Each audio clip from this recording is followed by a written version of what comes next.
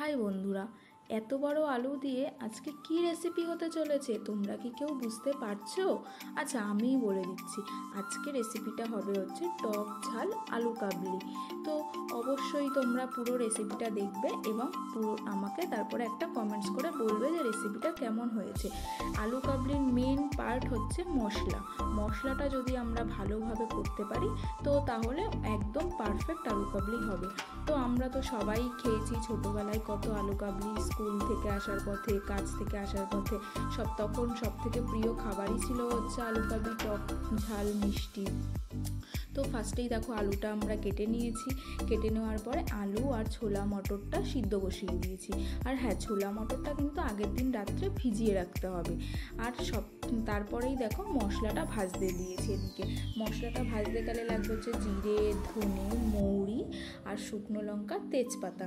এটাকে ভালো করে ভাজতে হবে যতক্ষণ না অ্যারোমাটা বেরাচ্ছে। যতক্ষণ অ্যারোমাটা না বেরাবে ততক্ষণ কিন্তু ভালো করে ভাজতে হবে। তো এদিকে আমরা ভাজতে ভাজতে পেঁয়াজ কুচি করে নিয়েছি, লঙ্কা কুচি করে নিয়েছি, আলুটাও কুচি করে নিয়েছি।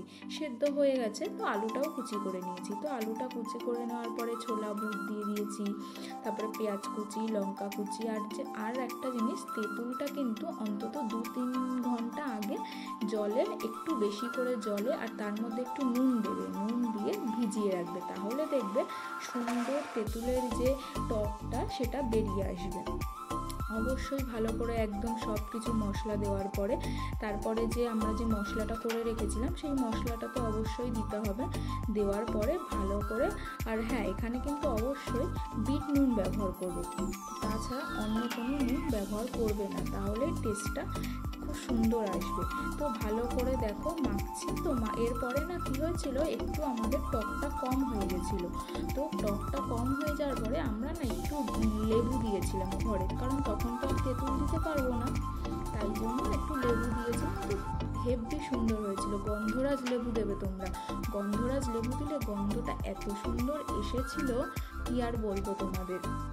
তো দেওয়ার পরে একটু কিন্তু বিট নুনও দেবে, কারণ লেবুটা দেওয়ার পরে একটু বিট নুন দেবে, তাহলে দেখবে হেব্বি লাগবে। তো তারপরেই দেখো কি সুন্দর করে আমরা মেখে নিয়েছি। তো আমাদের আলু কাবলি তৈরি হয়ে গেছে। তো দেখো কি সুন্দর লাগছে আলু কাবলিটা, একদম পারফেক্ট। তো দেখো